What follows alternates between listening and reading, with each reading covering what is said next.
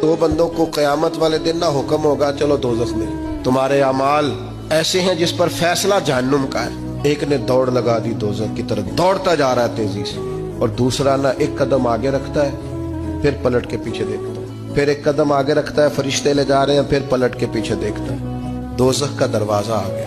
रब करीम की आवाज़ रहमत आई, इन्हें वापस बुलाओ ना। दोनों को वापस बुलाया। सारा कुछ जानने वाला रब पूछता है, वो जो दौड़ के गया था उससे पूछता है दौड़ के क्यों गया तू? वो कहता है मालिक जिंदगी में तेरी मानी कोई नहीं, सोचा चलो आज ही मान लो।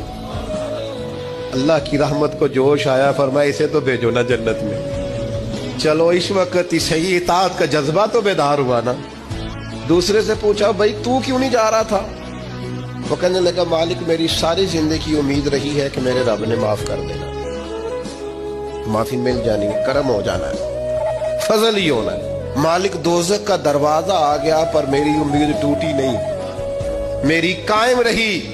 और जब तेरी आवाज़ रहमत आई ना कि आ जा, तो फिर मेरे अंदर से वो अकीदा और तगड़ा हुआ। देखा ना, बुला लिया ना तेरे रब ने, आ गई ना रहमत की आवाज, बुला लिया ना। तो अल्लाह करीम ने फरमाया फरिश्तों इसके सारे गुनाहों पर कलम फेर दो, जो मेरी रहमत की इतनी उम्मीद रखे उसे दोज़ख में नहीं जन्नत में दाखिल किया जाता है।